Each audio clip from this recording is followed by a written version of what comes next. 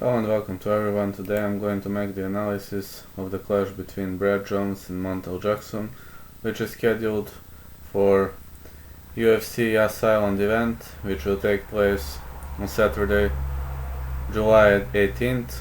And looking back at this, Brad Jones comes from Swansea, Wales, known under the nickname The Pikey, and he is a real submission expert, black belt in judo and jiu-jitsu, and brown belt in Muay Thai with good striking, riding a score of 16-2.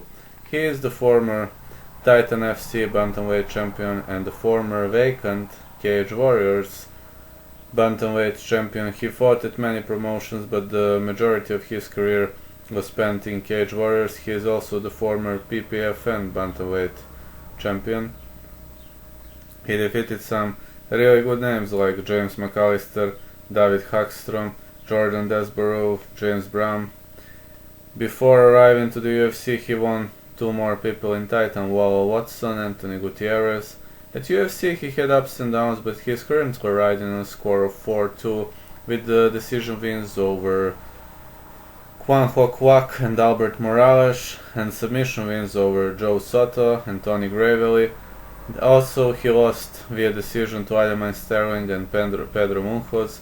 So it's very hard to knock him out. Nobody has ever knocked him out. His stamina is looking very good. He is a real submission expert, and also his stamina is really good. At even ranked 95 of 100, he is constantly active. He's pushing the pace, and he is technically very good fighter. That's just Brad Jones, and nobody has ever knocked him out. What a martial artist.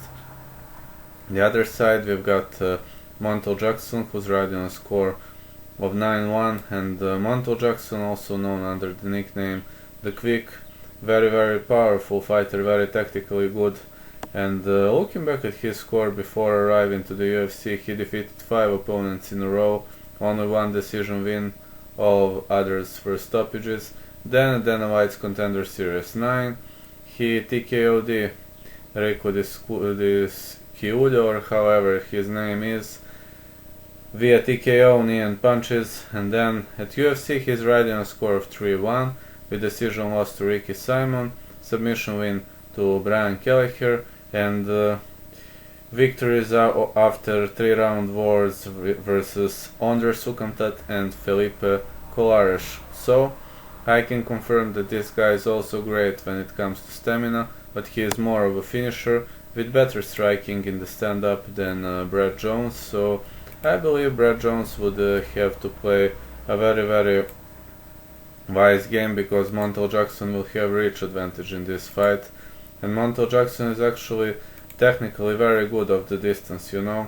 He knows to fish for these jabs, punches, hooks, kicks, knees, so he is a dangerous fighter. I mean, Brad Jones has some background in Muay Thai, but in the stand-up I think he is weaker than Montel Jackson.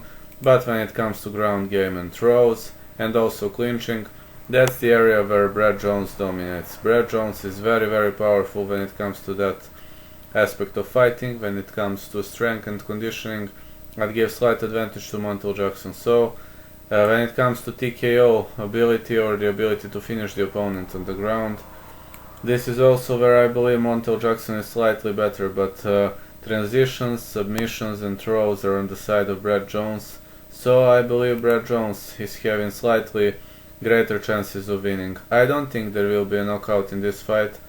If I'd say submission win or maybe decision win to Brad Jones, but it's gonna be a hell of a tough match, and I can't wait for it to kick off. It's gonna be a great match, you know.